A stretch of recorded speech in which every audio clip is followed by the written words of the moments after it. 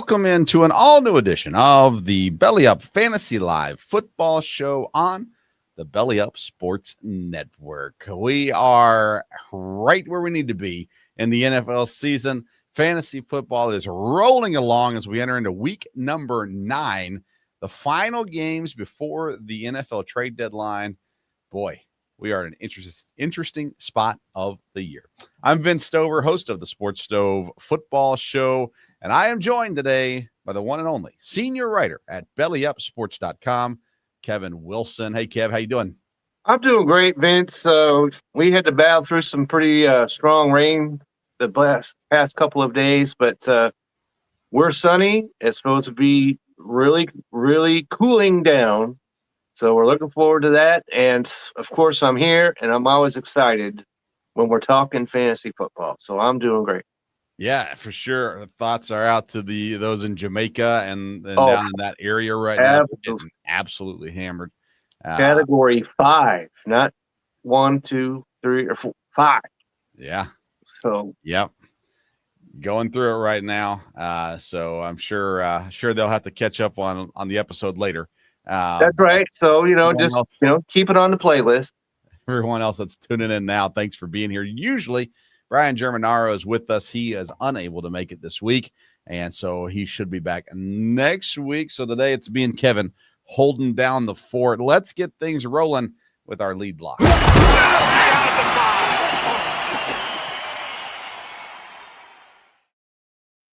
All right, today in segment number 1, the lead block, we are looking at scariest players to have in your lineup.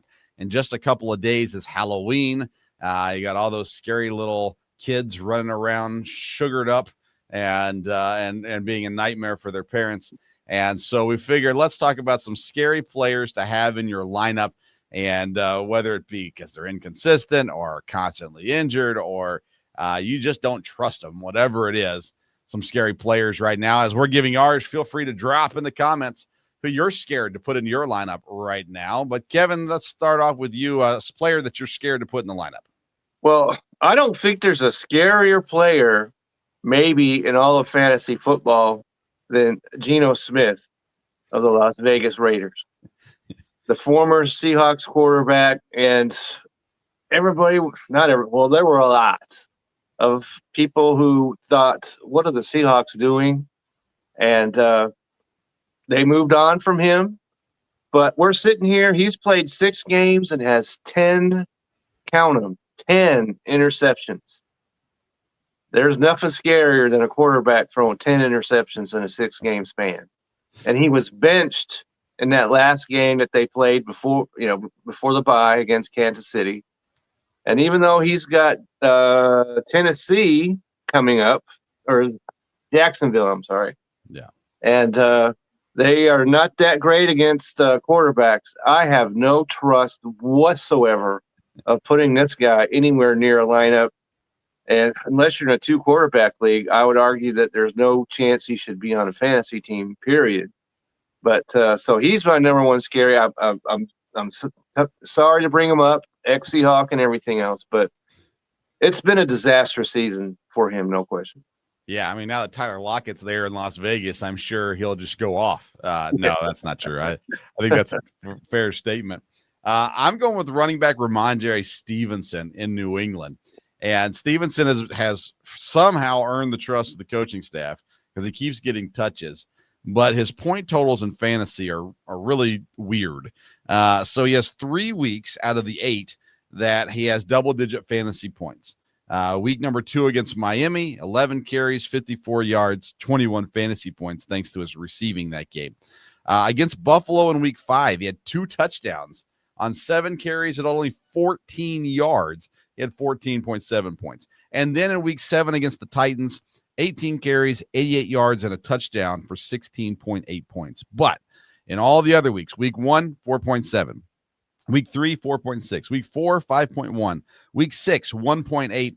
And last week against Cleveland, 5.9. It is up and down. And even when he gets the touches, he doesn't typically get the yards. He's only scored a touchdown in 2 games. He has 3 touchdowns, 2 against Buffalo, 1 against Tennessee. But only 2 games has he scored a touchdown. He has yet to break 100 yards, of course. He has only broken 50 yards twice on the season. It terrifies me. If he gets the touchdowns, he's going to get some points. Outside of that, I don't like it. I still can't believe they haven't gone to Travion Henderson more. But Rhamondre Stevenson scares me to death right now. Really, all of New England's running backs, I'd be afraid to put in the lineup right now. Yeah, I don't blame you. And I have a hard time, and we've discussed this, of just, I guess you can't argue with New England's success. Sure. But it still ponders me to figure out why are they still having this guy in there? Henderson, to me, is a much better running back. He's younger, he's got more potential. So I know you took him high. Yeah.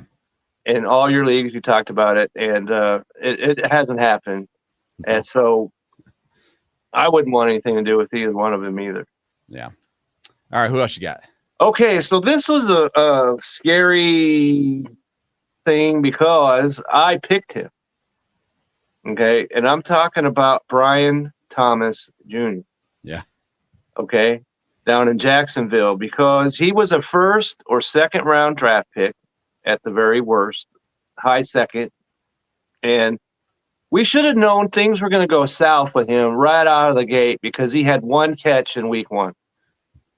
We could have said, whoa, right there. But he has just 2 games of 5 or more catches all season and 5 games with less than 55 yards receiving. And even though Jacksonville has played, I guess you could say they started better than we thought they would. It's coming back to the vest a little bit, but this guy has had nothing to do with their success, whatever it's been this season. And then if you put him so high up on your pedestal, you took him as high as I did, you've got to be real scared going forward because this whole franchise looks like it could slide off the mountain in a hurry. And so, but if you've given that much capital in him, how do you not put him in your lineup? Yeah. So it's a scary to me all the way around going forward with this guy. Yeah, I agree. I had him on my list too. It's you have to assume it's going to come together. The trade rumors, which have been been refuted, that doesn't help. He's going, how does his name even appear in the rumor mill? Right. Is mind blowing to me. And again, they've said he's not getting traded, but still, where there's smoke, it lets you know either the agent's floating it out there just to do something, or maybe other teams are floating. Either way, someone floated it out there, and it's just a wild situation for sure. I'm also going receiver Jalen Waddle from Miami. He's had several good weeks. Really, he's had 5 good weeks out of the 8 so far, but the not good weeks have been very not good. And so when you get to that point where you go, okay, he's had a 7-point outing, a 7.8 outing, a 2.5 outing with 1 catch just 2 weeks ago, and everything else that's going on in Miami. Waddle scares me. He is wide receiver 1 in Miami. Is Tua, how much is he going to play? Is he going to have a rookie throw into him? All these kinds of things come into it. And you just see enough when the dip happens, it's so steep that it scares me to death to put him in the lineup. Really, Davon Achan's the only one I'm comfortable with in Miami these days. But Waddle scares me a lot right now. He does me as well. And he's going to come up later in our start-sit section. Okay. And even when you're starting him, you're still holding your breath. Yep. Absolutely in. And so another guy that I have on one of my fantasy teams is TJ Hawkinson. Yeah. Okay. This guy has been a rock solid tight end for many years. But he's got less than 4 catches 4 times this year. And he's got 1 touchdown all season. And he has 3 or less catches 3 times. And so it doesn't help when the ballyhooed, and you were correct with this guy, even though he's been hurt, the rookie, he's been hurt, it hasn't played, but he wasn't looking that great when he was in there. Yeah. And then you bring Carson Wentz, and he looks like he might be a little sunny. But that's what happens when you bring in a backup. Yeah. He looks good in the first game. They look at the tape, and then it's gone downhill ever since. Plus, he's out for the season now. Right. So I guess J.J. McCarthy is back this week coming up. And you would think that a young quarterback likes to throw to the tight end because it's a safe throw. But he didn't look comfortable throwing to Hawkinson before he got hurt. And I see nothing but a gloom and doom when it comes to this guy going forward. So I don't have any confidence when it comes to T.J. Hawkinson this year. Yeah, and again, another name that's in the trade market right now that you're hearing float out there, and it's intriguing to me because, again, obviously Justin Jefferson's phenomenal, but outside of him, Hawkinson is, I think, the second best option. I know Addison's not bad, but to me, Hawkinson should clearly be the number 2 option there in Minnesota. And I'm interested to see with McCarthy coming back what it looks like.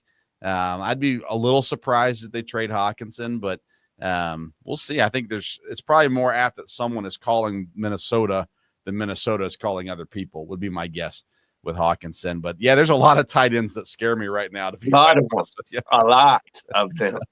Yeah. Well, Thomas was my last one. Brian Thomas, who you've already talked about. Anybody else you want to mention? I was going to bring up Keon Coleman up there in Buffalo. Yeah. And okay, so versus Baltimore, which really don't count. Okay. He had 8 catches, but before that, he had in that one game against them. Okay. He's had 19 catches since. 19. Yeah. Total. Buffalo has a severe problem at wide receiver, and Keon Coleman is not helping the situation. He has 5 games or 30 or less yards receiving. Yep. You would think that I could put together that many games with 30 yards or less receiving. So this is not what I thought. That Keon Coleman had a lot of promise going into this year. Yep. And I was completely off the mark with this guy. And so it's not – Buffalo's going to have to make some kind of a move. We're going to talk about some trade rumors later, but there's going to have to be something made here because Keon Coleman has completely disappointed in every possible way up there at Buffalo. Yeah, I think that's a good one. I've got him in one of my leagues where he's just been on my bench pretty much since week 3. And I just haven't dropped him because it's kind of like, well, I mean, let's wait and see. And, you'd think at some point, whatever. But yeah, 3 catches exactly 3 catches in 5 of his 7 games. Right. He's only had, let's see here, 4 of his 7 games. He's only been targeted 4 or less times. When you take away that week 1 just outburst, it was awesome. They thought, all right, this is what it's going to be like. And everybody was rushing. If they didn't already have him on the roster, people were rushing to get him. Right. And it's been a disaster since. Yeah. And so Kansas City up this week, followed by Miami, Tampa, Houston. I mean, that's just he'd probably be off my roster pretty soon. I think that's a good one, though, Kevin, for sure. Okay. All right, let's head into some news segments. Let's talk about cover 2.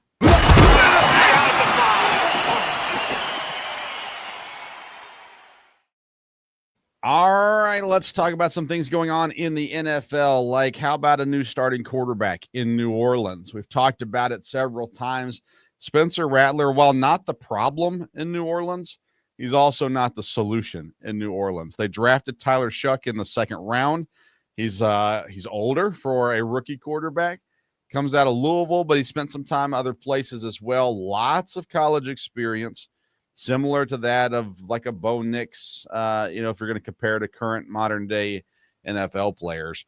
But a lot of injury issues throughout college. And now he's going to get his chance in the NFL officially as the starter in New Orleans. I know we don't expect him to, win out or anything like that, but what's a reasonable expectation for Tyler Shuck? Well, if you're New Orleans, you have to figure to yourself, what do we have to lose besides more football games? Right. Because, as you mentioned, Spencer Rattler, 8 touchdowns, 5 interceptions. Not great. Yeah. Okay. There are tons of quarterbacks that have more touchdowns than he does. And then, so you bring in Tyler Shuck, 128 yards and an interception versus Tampa. And so It all depends because trade, and they're talking about moving some pieces down there in New Orleans. How many pieces they move is going to have a direct reflection upon how good this guy can be. And so I don't expect much at all from this move. And especially his first game against the Rams, are you kidding me? Right. That's not ideal at all. So I expect absolutely nothing coming out of this game whatsoever. And so you just have to hope that he doesn't get hurt in this first game and then see how things are going from there. But I expect nothing than we've already seen. He can't be any worse than what we've seen. Can he be better? Maybe, but I'm not holding my breath on that. What's crazy is if you look at the Saints record, they have one game. Yes, one game. Well, 2 games counting the Rams this week against teams with winning records currently. For the rest of the season, only 2 games. So they get the of course the Falcons and the Panthers. They get the Dolphins. They get the Jets. They get the Titans. So like the rest of their schedule is not hard once you get past the Rams and the Bucks. And I sit here and I go, okay, right now you're on pace to get a top 3 draft pick. If Tyler Shuck is any good, you're probably looking at getting 7 or 8 overall draft picks, something like that. If he's any good, you don't need to draft a quarterback. And so as long as you're still in the top 10, you're still getting a good pick. You're still getting a good player. You can help your future out, things like that. If he's horrible, then you get the first overall pick and you get to draft the quarterback you want to replace him. But again, if you draft him top of the second round, you obviously think he can play. Why wait this long? I have no idea. That's my question. I thought they should probably have gone out the season with him to start with.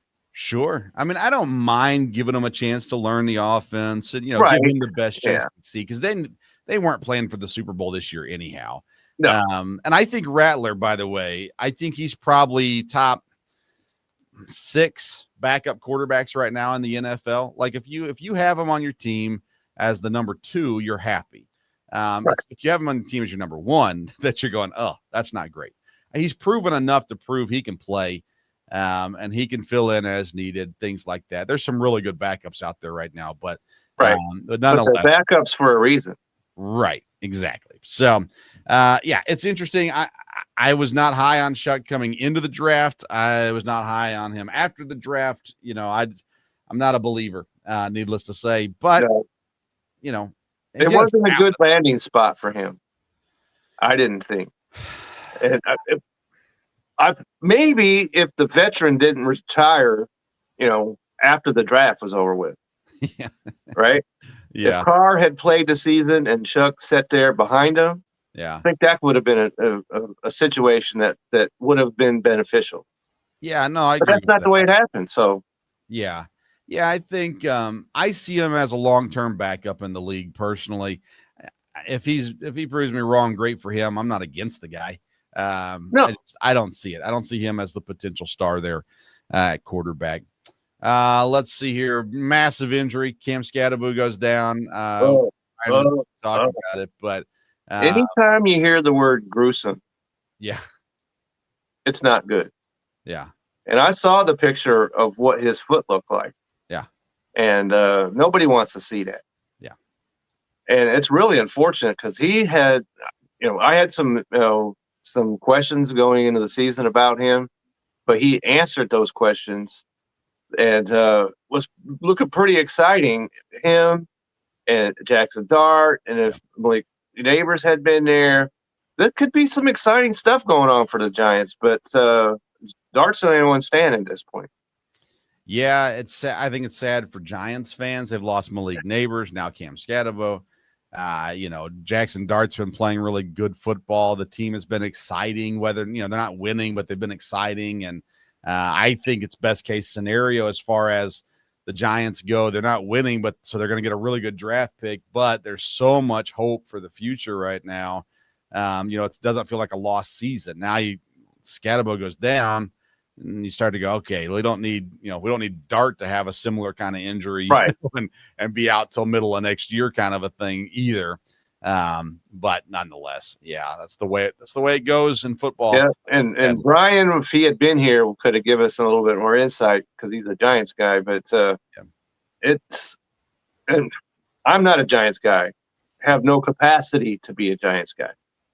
But even so, you have to have compassion on that team because I really like their young players. Yeah. And they can't even walk upright right now. Yeah. Much less play football. Yeah. Yeah. So if you want a fun Giants take, go listen to the 3rd and 10 podcast. That's right. Belly Up That's Sports. Right. They discussed it all on there. All right. Trade deadline is this coming week. Right. A week from today. 4 p.m. Eastern. And so we've already seen some trades. The Patriots, they deal an edge rusher to the 49ers, a safety to the Steelers today. So 2 trades by the Patriots today. They also signed an extension to a cornerback. So the Patriots are after it early. Any rumors out there that you've heard that really intrigue you? Well, there was one that came out just today, and that is the local Cowboys. And they made one move that has proven to be an absolute, kicker of a move, and that was trading for George Pickens. Right. He's been everything you could possibly want, especially when CD was down. But they're not going anywhere with their 30, whatever it is, overall ranked defense. And so the rumor that I heard just this morning was George Pickens being traded to my Seattle Seahawks for defensive help. They need defensive help. We know this. Yeah. And the Seahawks are currently the 10th ranked defense in football. They have the number 1 ranked rushing defense in football. And can you imagine Jackson Smith-Njigba and George Pickens on the same roster? Yeah. That could light up some scoreboards. And so I read that this morning and I was like, I approve. So I don't know if that'll happen. And but the Cowboys, who else do they have to entice to bring in some defensive help other than him? And so if they could do that, maybe it's one of those scenarios where both teams benefit. So we'll see. I'd be shocked. I mean, I think Dallas right now, I think they're similarly not really playing for this year necessarily, but they can spend their whole offseason focused on defense next year with the way they've been playing on offense currently, especially wide receiver Pickens has been very good for him. Running back has played really well as also, Dak is Dak. He is what he is. CD, when he's healthy, is amazing, as well. That'd be a big move. I'd be surprised by it for sure. But receivers are going to be an interesting market. Yes. Schefter reported today that Rashid Shahid down in New Orleans is available, which surprises me. I say he's on an expiring contract. That's why that's come up. Yeah, but why wouldn't you sign him? Like, he's younger. That's a good question. Good question. So they were talking about Chris Olave potentially, or him, one or the other being traded.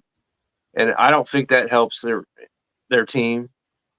As we just discussed, you have a rookie quarterback. He needs all the help he can get. But one of those guys is the rumor is going to get traded. So, we'll see. Yeah, Breece Hall, of course, has been a popular name as of late. Jacoby Myers has been talked about for a long time.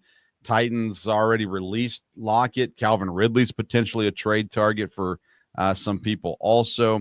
David Njoku and Mark Andrews are tight ends that are currently on the market also. I would want nothing whatever to do with Mark Andrews. Oh, man, I would take him. That's come to a halt, seems to me, over there. Okay, but let me ask you this. I'd look for Njoku before I would look at Andrews. Let me ask you this, Kevin. What has gone well for Baltimore this year? That's true. Well, it hasn't gone well defensively, that's for sure. Andrews is not that old. I think it's a situation. I think it's a Baltimore problem, not an Andrews problem, personally. Okay. I would take him for sure. And I'd take him over Njoku too, personally. Okay. I'd go the other way, but that's just me. Yep. Well, one of us might be right. We may and, both be right. Yeah, and Cleveland has a reason to make a deal here. Yeah. Because they've got a very young, very talented tight end. They could say goodbye to Njoku and suffer no negative consequences. Bring in some relief help, and that's something I would look into if I was Cleveland for sure. Yeah, I mean Cleveland needs help. They could use receivers. They could probably trade a receiver too. Jerry Jeudy could be on the move. Well, Jerry Jeudy has been absolutely awful. Yeah, and the defense has been so good. So it has been. Trade Njoku and Jeudy and get back some offensive pieces. There's potential there. I still think they need a quarterback, but they're not going to get that in the trade market. So, they went from 27 quarterbacks down to 2, down to 1.5, yeah, 1.5, yeah, and I still say that's got to. All the trades that we could discuss, none could be possibly worse than the one Cleveland did to their neighbors in Cincinnati. Yeah, it's still surprising, right? Yes, and he's gone down there to Cincinnati, as we discussed, and started right out of the gate, and he's played well for them. And, of course, he didn't give up 15 straight points this past weekend. Right. They scored 38 points. That sounds familiar when it comes to the Cincinnati Bengals. Yes, it does. Yes, it does. Your boy, Tyler Lockett, released by the Titans, picked up by Pete Carroll and the Raiders.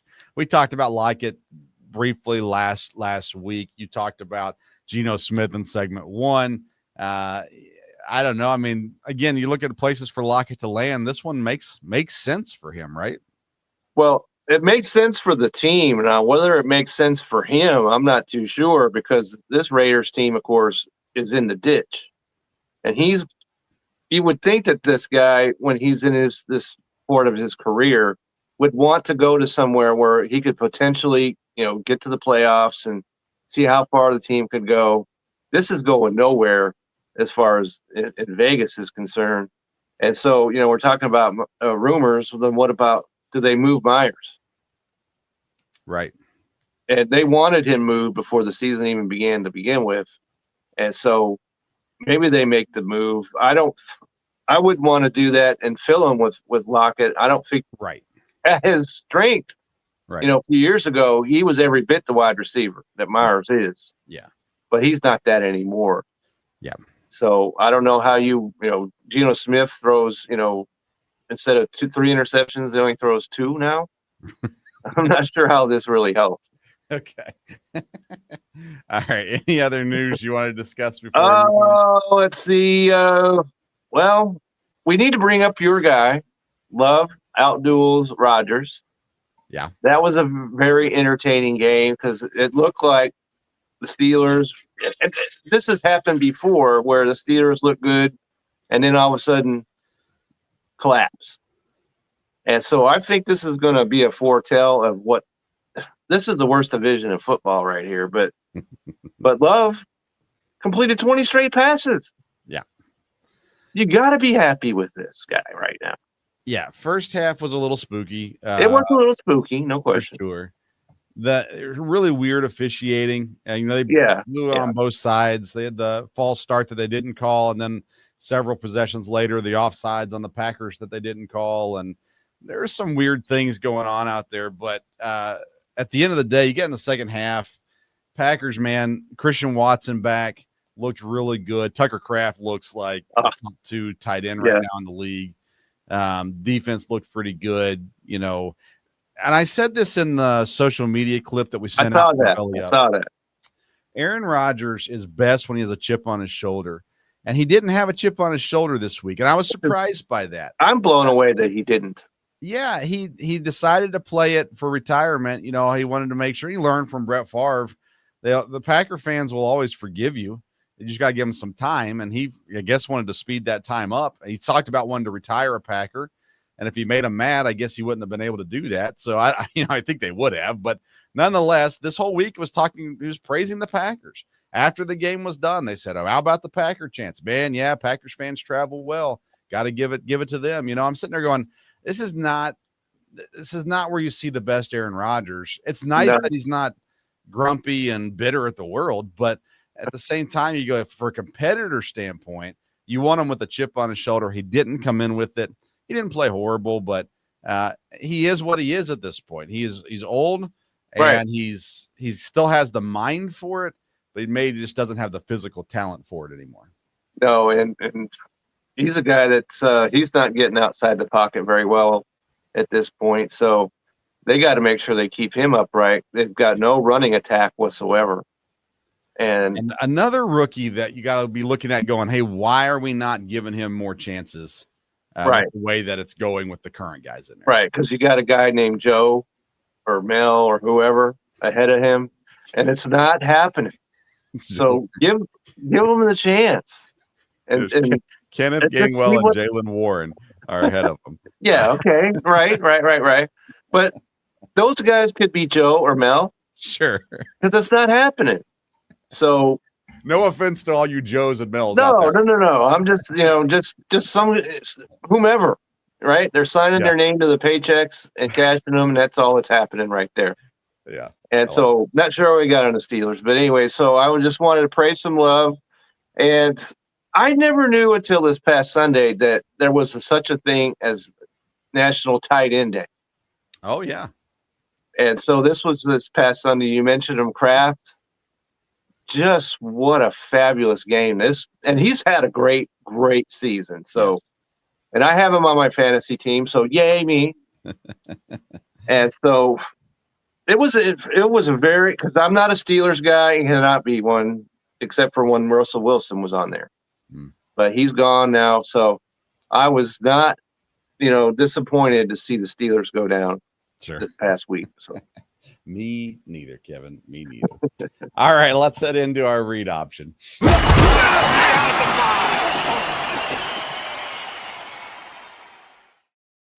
All right, for the read option, this is our start and sit segment. We'll give you some quick fire approaches to starters and people you should sit this week by division.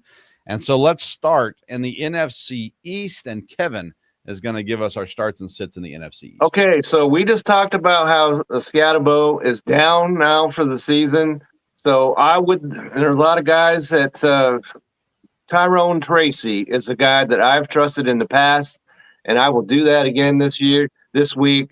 He's going up against a San Francisco defense. Their weakness is against the running game. So I would look at him to get him in the lineup.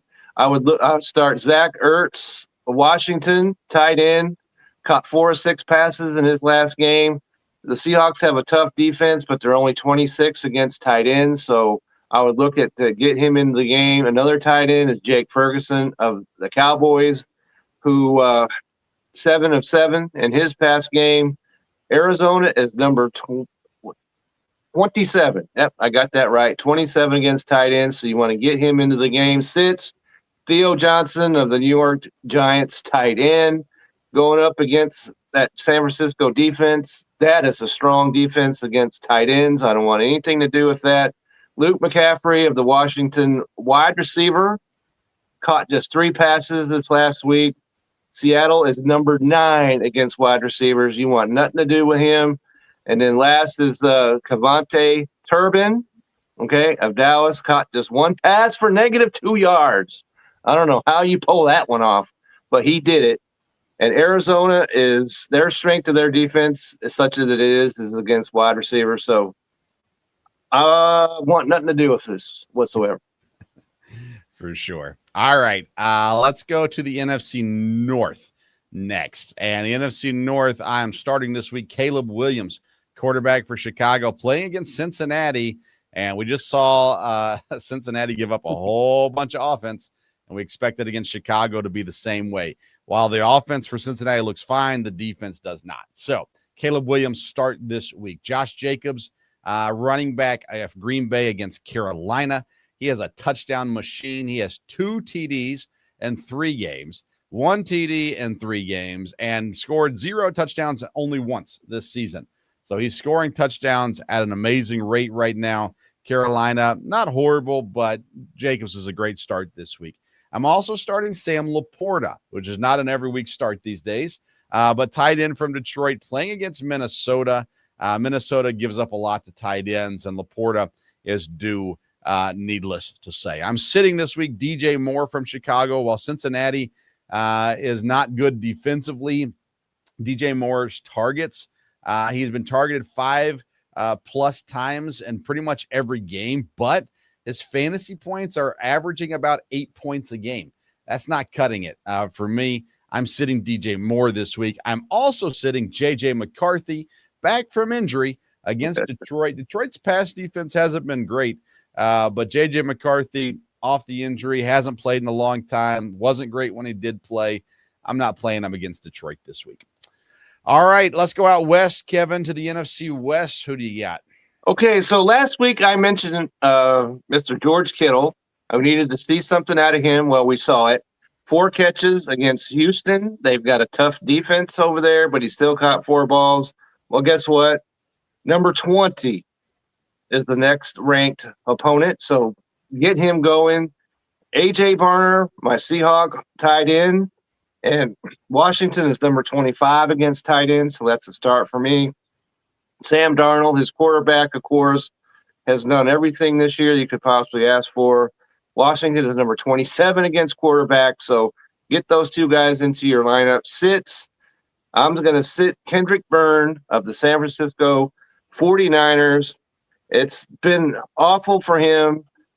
Everybody's hurt, but he has not stepped up, and he's going up against the Giants. I like that matchup. Tyler Higbee of the L.A. Rams. There's a lot of Rams we could like, but he's not one of them. He's got just 19 yards receiving against Jacksonville. New Orleans, the strength of their defense against tight ends. And then Michael Wilson. I'm sorry to talk negatively about a Wilson over here. Arizona tight end, 6 games with 3 or fewer catches. And he goes up against that doesn't matter. He's got Dallas defense, and that's porous to say the least, but I don't trust this guy. Doesn't matter if he's the only guy in the field, so I'm not starting. All righty. Let's go to the NFC South next. And I'm starting, and somewhat of a surprise, Rico Dowdle. Carolina, they're playing Green Bay this week. Green Bay is ranked third against the running backs in fantasy this year. But we saw from Carolina this week, they said they're not going to be going halvesies with the running backs this week. They're going to give Dowdle the majority. And Green Bay is kind of due for an off week, coming off the Pittsburgh game where emotions, and energy was high playing Aaron Rodgers. Now you're going against a team that's been better, but not great. This one kind of feels like Rico could have a pretty good game, especially just in receptions this week against Green Bay. I'm also starting Rashid Shahid against the Los Angeles Rams this week. He has been a focal point of the offense, 5+ targets every single game. New quarterback, but what we've seen out of Shahid is his explosiveness. I trust him still this week, and could be his last game in New Orleans as a Saint. We'll see how that one breaks down. I'm also starting Kyle Pitts, Atlanta tight end versus New England. The last 2 games, he's had 2 different quarterbacks. His last game with Penix, he was targeted 10 times. His game with Kirk Cousins this last week, he was targeted 9 times. He is getting the ball thrown to him a lot. There's a lot of injuries on that Atlanta offense right now. Pitts is healthy. Play him this week against New England. I am sitting Tyler Shuck in his first start for the Saints. Not trusting that one whatsoever. And they will get behind, and so they will throw a lot. But I still don't like Shuck's numbers at the end of the day for this one. I'm also benching the Atlanta quarterback. If it's Penix or Cousins. Listen, New England is 6 against fantasy quarterbacks this year, and Penix has had a couple of good games. Cousins did not look great last week. I'm benching the Atlanta quarterback this week, whoever it may be. All right, Kevin, to the AFC East. Who do you got? Okay, so we're starting Devin Achane down there in Miami. Had 5 catches and a touchdown, 67 yards rushing. Baltimore is the answer to solve all and any problems when it comes to offensive players. So I'm starting him. We talked about Mr. Waddle, but he's got Baltimore, and they're 26th against wide receivers. And he averaged 19.8 yards per catch in his last game. So get him going this week. And then we talked about Trevion Henderson. I like him going into this game. had 10 rushes for 75 yards against Cleveland's tough defense. Atlanta's all over the place. You don't know what's going to show up when Atlanta's on your schedule. So I like him a lot in this game. My sits, Hunter Henry, tight end over there, won the catch. One. Okay. And so that's not happening. Atlanta is number one when it comes to defending fantasy tight ends. Continuing with tight ends, Dalton Kincaid of Buffalo. He also had one catch in his last game. Kansas City, their opponent, is number 3 against tight ends. So that's nowhere you want to be. And then I just talked about him, Mr. Keon Coleman, and it's not working right now. 3 catches his last game. Kansas City is number 6 against fantasy wide receivers. This is not a game where you want to try and hope for some magic. It's not happening right now. I like it. I'm sitting some tight ends as well in the AFC North, but I'll start with my starts. Derrick Henry versus the Miami Dolphins, 21-plus carries in his last 2 games, playing a lot better, giving more opportunity as of late. Lamar Jackson should be back this week, so we'll see how that impacts that. But I like Derrick Henry. He's a top-tier running back. He just has to get going, and he seems like he's getting going. And Miami's an easy team to get going against. I'm also starting Chase Brown, another running back who hasn't been great this year. He's playing Chicago, who's ranked 22nd against fantasy running backs. In his last 2 games, Chase Brown has had his best performances of the season. 2 weeks ago, going for 11 carries, 108 yards. Last week, 12 carries, 73 yards, and a touchdown. I like Chase Brown against Chicago this week. I'm also starting DK Metcalf against Indianapolis. Aaron Rodgers has found a favorite target in DK Metcalf. And anytime your quarterback loves you, it's a good person to play in fantasy. Give me him this week as well. I'm sitting 2 tight ends, Mark Andrews from Baltimore against Miami. You mentioned it earlier, Kevin. I think he needs a change of scenery. It's not going smoothly in Baltimore right now. Miami's not bad against tight ends either. I'm also sitting Geno Smith in Pittsburgh against Indianapolis this week. It is what started off as we thought, hey, this is going to work, has not. So Geno Smith is a sit for me in Pittsburgh this week as well. All right, Kevin, the AFC West, who you got? Okay, so I'm going to start off with Kamani Vatel, if I'm saying that correctly, or Vidal, however you pronounce that. 5.1 yards per carry against Minnesota. He's got Tennessee this week. I should have to say nothing further. Number 26 ranked defense against running backs right there. And I'm going to also go with his teammate.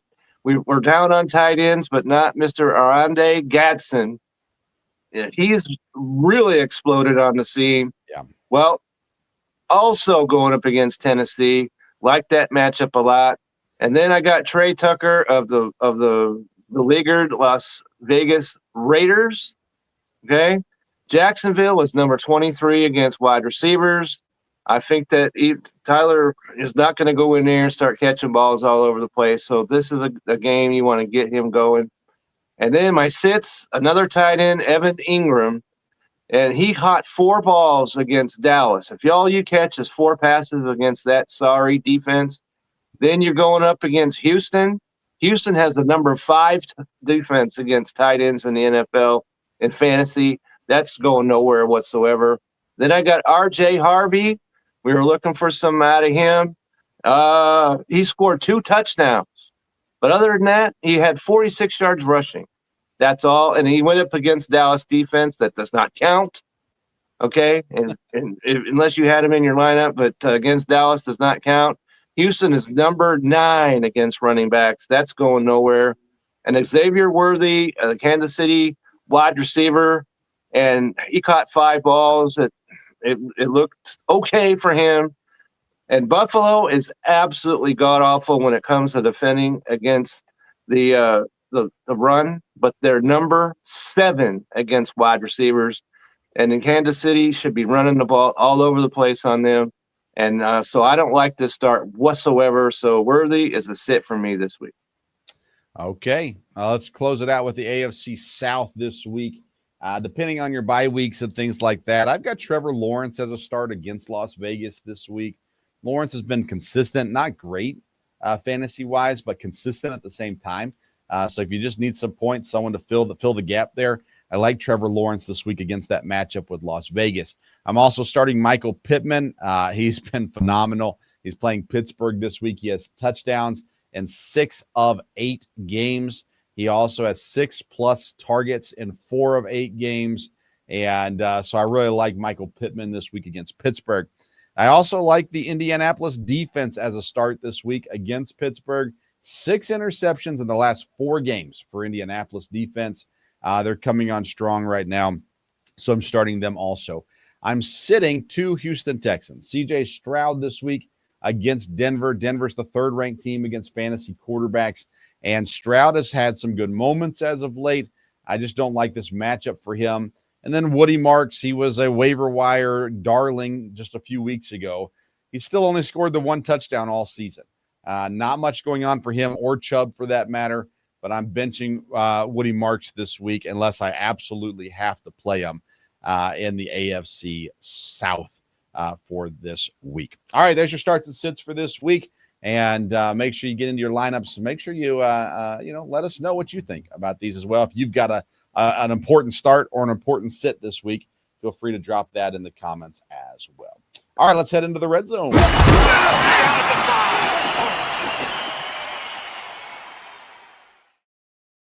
All right, red zone is our waiver wire ads this week, and I want to start with something we call Ask the Bot.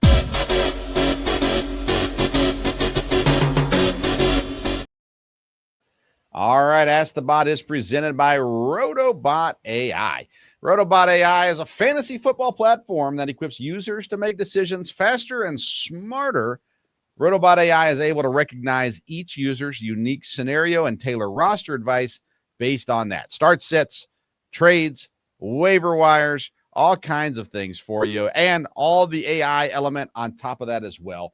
Download the RotoBot AI app, and you're going to receive 1 free week access if you use the code BELLYUP. That's BELLYUP as the code RotoBot AI. So the obvious question this week is, if I had Cam Scatterbo, what do I do now? I need a running back to replace him. And so I asked RotoBot AI, who are the top running back options to replace Cam Scatterbo? I'm sure some of these are going to maybe meld into our waiver wires as well. Tank Bigsby was the first one RotoBot suggested. As his points are going along the rest of the season, his role picking up in Philadelphia, as he is the number 2 spot there now in Philadelphia as well. Tajay Spears in Tennessee, someone I looked at also. The projection for the rest of the season is solid still with the upside, and we'll see how things continue to improve in Tennessee. The obvious one, Tyrone Tracy Jr., as now steps into running back 1 position there in New York again. And then Kareem Hunt as the other one down there in Kansas City. Veteran presence down there in Kansas City are the options RotoBot gives for the running backs to replace Cam Scatterbo. All right, Kevin, let's talk about some waiver wire ads this week. Who do you have? Okay, I'm a little surprised that one of the names that was not brought up right there, Bam Knight. Yeah. I've got him to be picked up. He's at 18.7% rostered, Arizona. And let's see, everything was going well. He's got Dallas up next, which is the tonic to solve many, many, many problems. And so for at least 1 game, I like him a lot coming into this week. If he's available, he's my number 1 waiver pickup if I need running back help, because let's face it, there's not a lot to go by on the running back side. But if you're going up against Dallas, for at least 1 game, he goes to the top of my list. I like it. So Tyrone Tracy is on the top of my list for running backs. For what it's worth, again, just a clear-cut RB1 the rest of the season. So I like that one a lot. I can get a little homeristic on this one, but Christian Watson in Green Bay, what he did in his first game back from the ACL, he looked so good. Love, obviously, connecting with them early and often, a part of the offense, all those kinds of things right off the bat. is a really good sign for Christian Watson. Obviously, Dobbs has had some big games down there. Also, Golden, he's still really struggling to find his place in that offense. Tucker Kraft is catch receiver number 1, but I really like what Christian Watson looks like right now in Green Bay. And then Gunnar Helm's another one. Tennessee Titans tight end. You look at the Titans and where they are, they're kind of looking about, okay, we got to see what we have because now we're starting to prep for the draft and things like that. Okongwu is whatever. And Gunnar Helm's starting to see more action. He's had 3 or 4 catches now, and I think 4 straight games. He got a touchdown this week as well. Rookie tight end that I really liked coming into the draft. And obviously great value for him in Tennessee. A great spot for him too. And you know how I feel about young quarterbacks and their tight ends. So I think Gunnar Helm's a pretty safe pickup right now if you need tight end help. If you punted on tight end, or maybe you drafted one super early and you drafted the wrong one. Tight ends right now, looking at matchups, and I think Helm's a decent pickup. I like those as well. And Tracy, definitely, if he's on your waiver wire list, I didn't bring him up because his waiver wire percentage is a little too high to think that he's going to be universally available. But if he is, I would make a move on him. And I don't know about putting him in your lineup just yet, but he's definitely, if he's on the waiver wire, you got to make a move on him. Yeah. You mentioned tight ends. I talked about Mr. Barner just a little bit ago, and he's only at 7% roster. And Washington is number 25 against tight ends. And so if you need tight end help, then this is a guy I would look at. And then the last guy is Mr. Parker Washington over there with the Jacksonville Jaguars, and he's universally available. How available? 0.4% roster. Okay. But in his last game, he had 10 targets against the Rams. And this week he goes up against the number 29 defense. So if you need wide receiver help, and for this week, I would look at his way. Very good. By the way, I like RJ Harvey too. I know you kind of poo-pooed on him just a minute ago. His numbers haven't been great for sure. But again, it's an opportunity thing. And if they're going to give him more opportunities, I think we're going to see more production. And that's kind of if you've got room on your bench. Right. You not put a this guy week. On the IR, you don't have to have someone. Yeah, not this week. You don't want him this week. He's only 65% rostered already, so may not be available in your leagues, but something to keep an eye on there.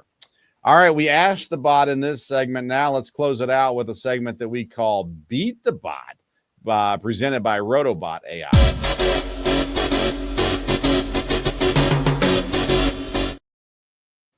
So again, now RotoBot, it's a really cool app. You can connect it to your roster, and so that way you have like specific advice for your roster there as well. Really cool stuff. Download the app. Use the code BELLYUP. You get a free week access. You get to play with it, see what it's all about. Good time. So along with asking them starts and sits, along with asking them who can I add, all those kinds of things, each week this season, we have been challenging RotoBot AI to one specific question. It changes every week, but it usually has to do with high scoring in the fantasy league. So last week we did highest scoring defense, and Brian Chiminaro gets the win again, his 3rd win of the season. And actually, I think all of us beat the bot this week, but I was getting ready to say, I think we all beat him. Yeah, Brian was the ultimate winner, though, with New England Patriots. I had the Colts, Kevin the Texans, and the bot had the Falcons. And so, Brian gets the win this week. He's 3-5 now on the season. The bot 4-4, Kevin 1-7, and I have be a little generous. Give all of us the win this week.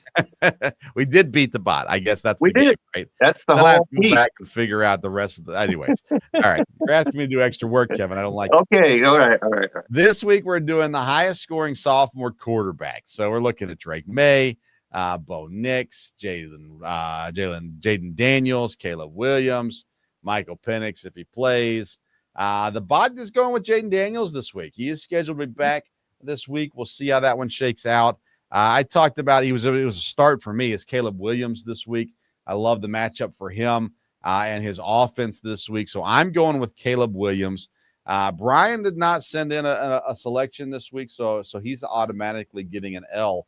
Okay. I call him the Cubs, but Okay. Kevin, I'm all for that. who are you picking this week? Okay, so Penix is nowhere. He's hurt. Plus, has New England on the road. Don't like it. And I'm glad he picked Daniels because he's been hurt and has the Seahawks top 10 defense. I don't like it. And Nix has been great, but he's on the road against Houston. Don't like it. And May, I like a lot, but Atlanta, it's got a tough defense, even though don't show up every week. So I'm going to go, and I agree with you that I think that Mr. Williams is going to be far and away the guy that you want this week. Because why? He's going up against Cincinnati, and they made Justin Fields look like he was, the second coming of Superman. So anybody that's going up against Cincinnati is going to get my vote each and every time. All right, so I've got Williams scoring of 26.2. What do you think his score is going to be? I have him at 25.5. Okay, very close. All right, I like it a lot. All right, there you go. That's our Beat the Bot segment. Try to beat the bot yourself. Post in the comments what sophomore quarterback do you think will be the highest scoring fantasy quarterback this week, and challenge RotoBot AI. Again, download the RotoBot AI app and use the code BELLYUP for a free week access to RotoBot services, and you will love it. All right, Kevin, what do you got going on this week, man? Well, there's going to be an article. You can be pretty sure about that. And I'm not sure if I guess it'll have to be starts for this weekend, starts and sits. I don't know if I can get something together before the Thursday game, but maybe I'll do both. I'm not too sure, but you can look for a start sit article coming out of me this week. And always on Twitter, Kevin62, WILSEA. On Friday, we will be previewing the Washington Commanders and Seattle Seahawks Sunday night game this coming week. So you can look forward to seeing that. And I'm always out there. If you have questions, comments, issues, send them my way, and I'll do what I can to help you. I like it. Brian, who's not with us, you can always find him on the 3rd and 10 podcast as well. Check that out. And then you can find me Thursday. Me and Dad will be live talking college football and the NFL.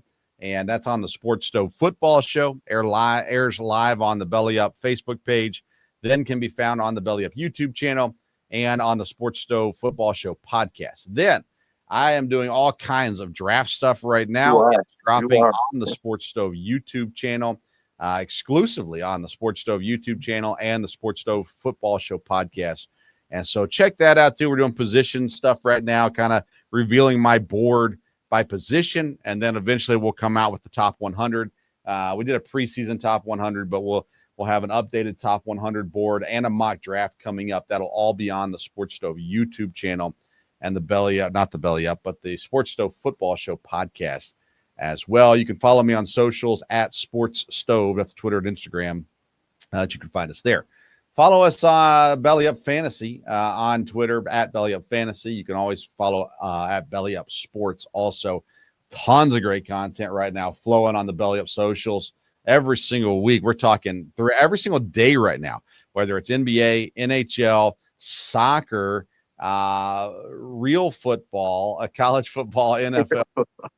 None of that football. No, that covers football really well. I just, I'm an American, so I'm going to stick with American. Okay. But nonetheless, if it's your thing, there's content at Belly Up Sports. He's really good at it too, so you want to check him out. Yep, and you can see that insert name FC. You can see that on the Belly Up YouTube channel as well. So check out the website, bellyupsports.com, the YouTube channel. Tons of stuff going on. We'll be back here next Tuesday to talk about Week 10. We will be talking trades. You're gonna have all kinds of rumors flying out here. Actually, it'll be done by the time rumors will be done. That's right. So we can talk concrete results of what happened on the trade deadline and stuff like that, how it impacts the fantasy world, all that good stuff as well. All right, that's it for today. We sure appreciate you tuning in to the Belly Up Fantasy Live Football Show. Give us a like, a share, a subscribe, all those good things wherever you're watching or listening to us. And good luck this week. Have fun playing fantasy football for That's right. another week. Remember, that's what we're here for. Have fun.